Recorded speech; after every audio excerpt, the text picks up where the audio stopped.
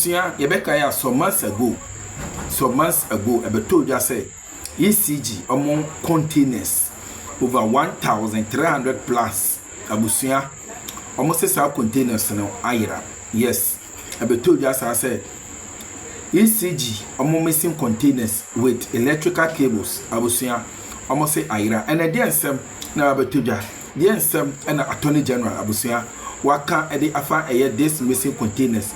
Any and acquire Abusia, or they the former energy minister, Ebefaso, any the chair for ECG as at that time, no, Abusia, acquire or deno Ebefaso. Young Konekote so about Tuja.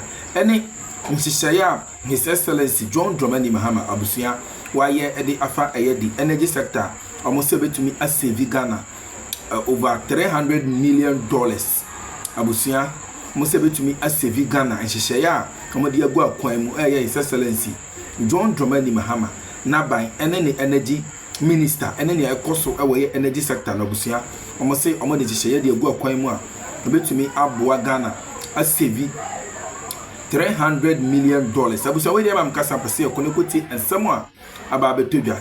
Any the former energy minister near Attorney General Abusia, the quick action now we're taking. Just say, young Konekote, a Munsem, and Rassia. And I saw a bear media judge Abusia say, and I dedicated to channel this one. And you don't know go points, so best say, no best subscribe, and my notification bell also.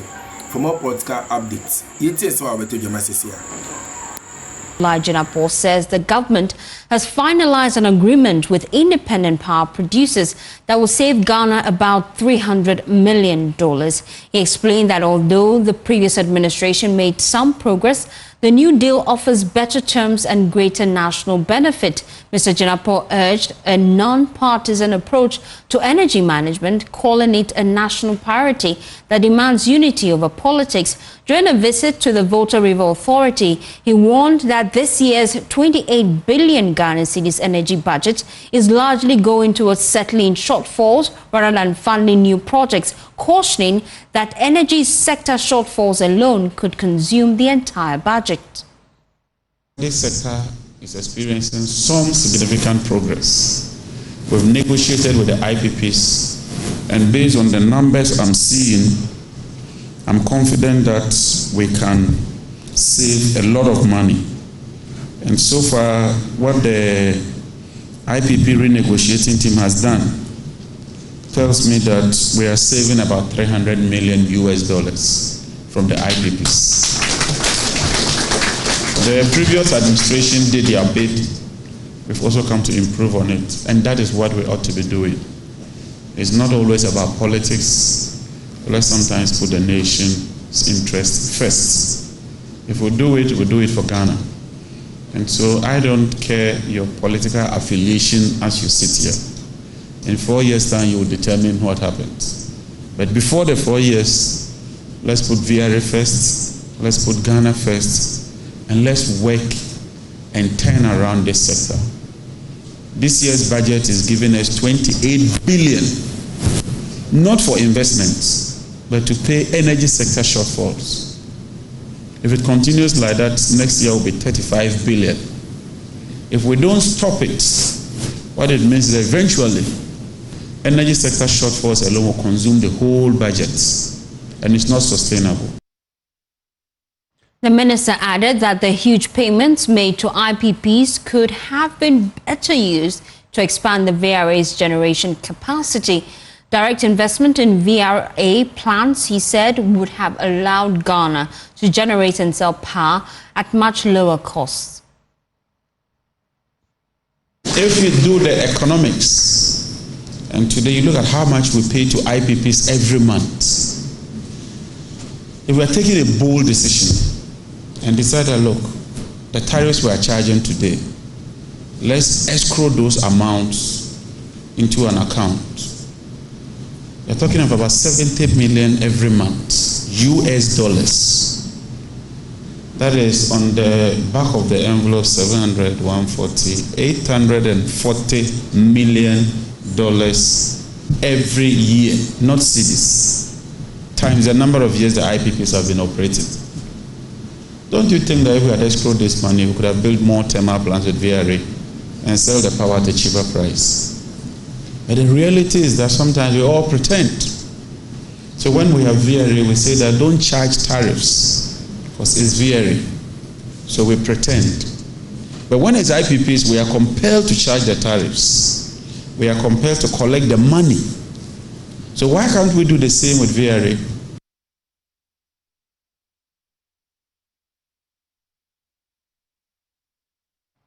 Well, the big question this afternoon is whether this deal is a haircut or a moratorium. And that's the big question we're asking here on the Pulse. Let's bring in the PRO of the Energy Ministry, Richmond Roxon, as well as Dr. Eli Klim Kwabla. He is the Chief Executive of the Independent Power Generators, Independent Power Producers Body in Ghana. We appreciate your time here on the Pulse. I'll start with Richmond, really. I want to understand the new deal that you have with the IPPs. You say that you're saving some $300 million. What does it entail, really? Good afternoon to you. Good afternoon. Good afternoon to Dr. And then also good afternoon to your cherished viewers. Upon assumption of office, there was an assessment by the government headed by the minister responsible for energy, Honorable John Abdullahi Jinapor. And this comprehensive view or review of the sector, both power and petroleum, showed that if something is not done immediately, as a country, we may end up paying in prices. Because if you look at how much we spend, if you look at the debts that persist, how much we owe IPPs, at the time we took over the power, it was around $3.7 billion. And so we had to set up a committee to look critically at the charges and negotiate with the IPPs. Thankfully, the IPPs were welcoming. The minister set up a committee chaired by Ben Boache of ASEP.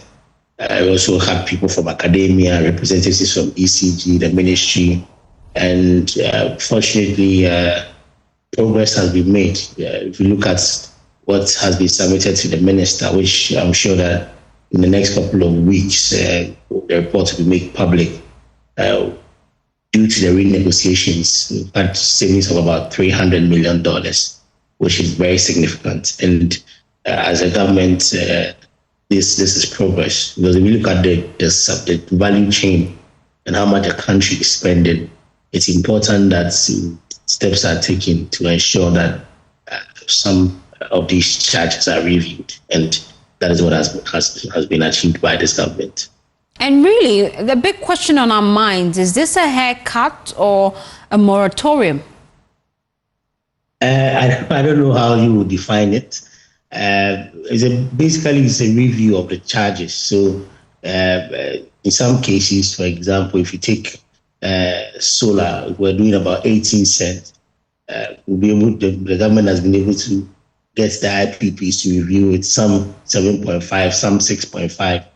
And so it's basically renegotiation. I mean, whether it's a moratorium or haircuts, that is a matter of semantics. What it is that now the charges have been reduced drastically. And this is good news. And then how long is this new renegotiated deal supposed to last for? Do you have a timeline to it? No, I mean, so those are the new rates. If you're producing power at 15 or 18 or 20 cents per kilowatt hour, now once we renegotiated and it's 7.5 or it's 5, that is what it will be. From time to time, obviously, governments will still take steps to ensure that these figures come down. The most important thing is that the government's focus is to bring efficiency in the power sector. It is not just even the renegotiation with the IPP. It's a comprehensive work plan that the government is looking at. If you look at ECG, for example, ECG has made considerable progress within the period. Revenues have gone up. There's a cabinet directive that all ministry, department, agencies must pay for electricity consumed. There are very few of these institutions that have been given an exception. Even that one, they're supposed to pay, but they will just be on postpaid, but generally everybody will be on prepayment meters. That's will ensure that we improve on revenue. Once revenue collections are improved, what it means is that you get more money, you get utility service providers happy. IPPs, we stay current with them. If you look at the cash waterfall mechanism, Doc will attest the fact that it's being implemented strictly according to it. So it's not just even with the IPPs, it's a whole overhaul of the power sector. It's the same with grid when it comes to transmission. You're looking at distribution as well. And so at the end of it, that's the results that you're seeing. I'm sure that everybody will attest to the fact that the lights have stayed on. And these are some of the reasons accounting for the progress that we are making as a country. $300 million that we have saved from this new deal, where will it be channeled to? The sector, this is a sector that you have a World Bank guarantee, which in the past administration has been eroded. This was a $500 million guarantee. By the time this government took over, it was around $5 million that was left. You look at over $500 million and five. And the government had committed, the previous administration, the IMF deal, that will restore it. Fortunately, the ministers of energy and finance are working tirelessly to make sure that is restored. Beyond that, you need major investment. At the moment, as a country, we should be looking at getting at least 10% of our capacity now. We'll be planning towards getting an additional 400 megawatts. And that is what the ministry is doing, led by the minister. Beyond that, your distribution system, you have the renewables, you have mini grid. So the sector needs more money. And so if you're asking where this is going to be channeled, there are a lot of areas that we can channel this to. The bigger picture is to have a robust energy sector, a more efficient energy sector where it's sustainable, and that is the goal.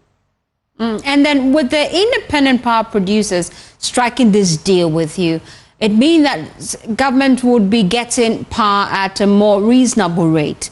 As a consumer, should I expect my tariffs to go down? It's early days yet. Like I said, it's a whole value chain. It's comprehensive work that the government is doing. And so as we make progress, definitely at a point in time, it's going to reflect. That is the goal. And so it's like you being a driver, you're buying fuel, you're buying spare parts, you're buying this, you're buying that. You take a comprehensive look at everything you're doing. And so a reduction in one part may be good, but at the end of the day, you have to be more efficient with every part. And that is what the government's focus is on. I'm sure that sooner than later, once all the plans the government has put in place begin to reflect, definitely we'll see some significant changes in what we pay as consumers. But are we expecting any changes with this deal, especially if we have issues with inflation? No, we are not expecting it. Like I said, once the figures have been renegotiated, those are the figures that the parties to the contract will be working with. So the party here will be the government side and the IPPs. Now, on the missing containers, the minister today told us that a document is heading to the Attorney General's department. I want you to confirm for me if it has reached the AG's desk this afternoon. The minister did not say that document was on its way to the Attorney General's office. So what did he say? The issue is that the matter after the containers would not be found. And that's when, let me give you the background. When the minister took charge as the minister for the sector, the briefing during the transition period was that ECG had about 2,500 containers. Subsequently, the minister paid a working visit, and then he set up a committee to look into it. The committee could not identify these containers. The committee reported about 1,200 of these containers were missing. The minister further set up a committee together with other government agencies to trace all ECG containers. And through that tracing, you ended up with over 2,600 containers. 40 had been cleared, and then what was outstanding at the time was 2,583. Out of the 2,583, they started the process of evacuating them. The minister's point is that this report has been sent to the Office of the Attorney General. And don't forget that this process has been, the security agencies have been involved. You had national security being involved. The supervision of the evacuation of these containers are strictly under national security. But some individuals who work in some of these agencies have been picked up. Some had been invited to write their caution statement. And so the process that some have been invited to write their caution statement? Absolutely. Do you want to give us names? Oh, no, absolutely. I don't want to mention them. I mean, but it's already in the public space, really. We're still going to be tracking these individuals. Exactly the point I'm making. That so give us a name. A name. Yeah. I mean, I can confirm to you that the former managing director has written a caution statement. The big Mahama himself.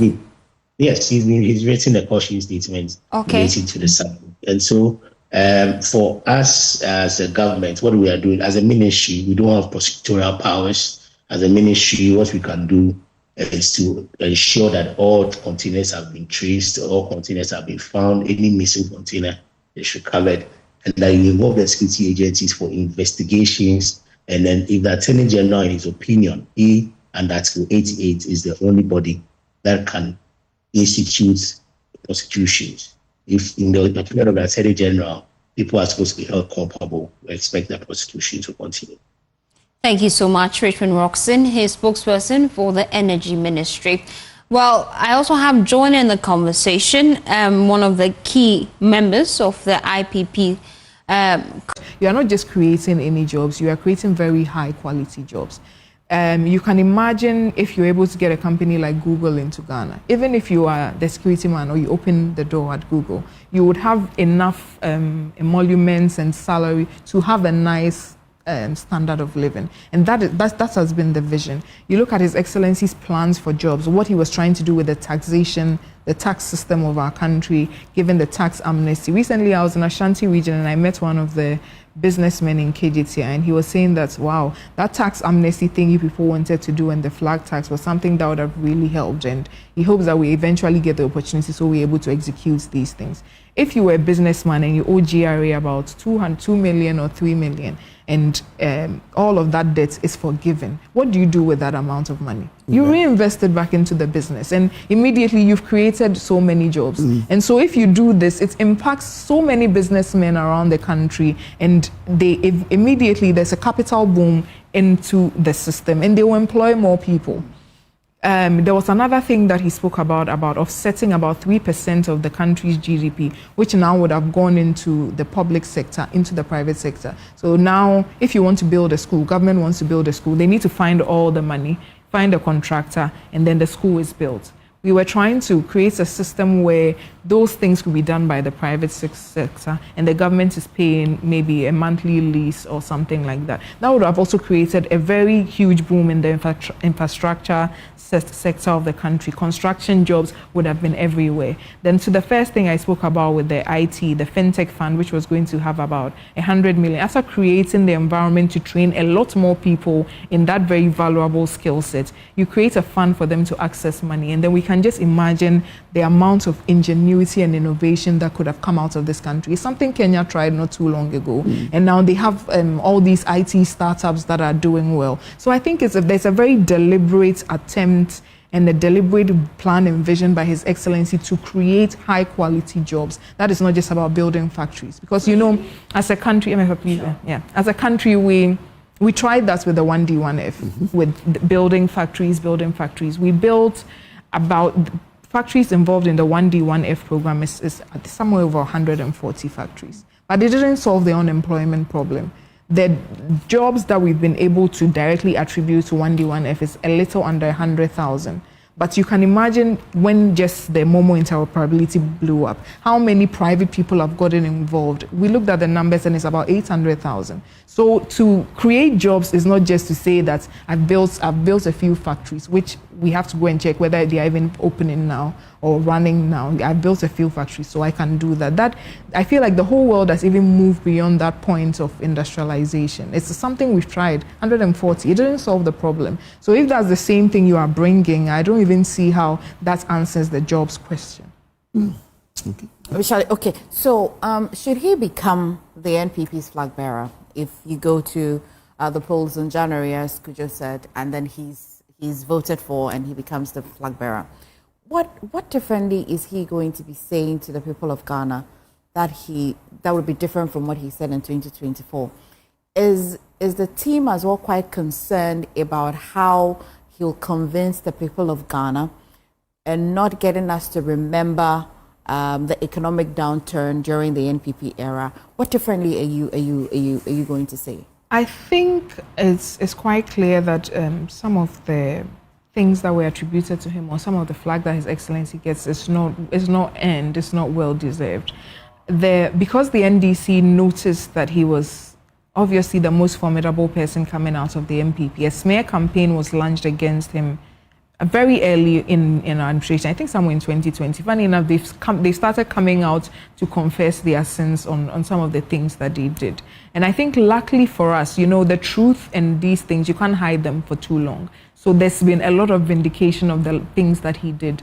And we cannot run away from the fact that you can pull up all the economic indicators of this country from 2017 till before COVID, and you see the statistics, the best that we've had in this country for some time. The first time we recorded a single-digit inflation was during that period. So indeed, a lot of things were done at that time to bring some stability. But even if you read the IMF reports, what it says is that over time, so even before 2017, the economy of the country had been run in such a way that if there was a huge external shock, we would bear the brunt. And that's exactly what happened. And I think what is important to note, or what is a very important attribute to get from a leader, is what he does when there's a problem. Because you cannot nobody could have prevented COVID, nobody could have prevented the global downfall that happened after that. But how you will be able to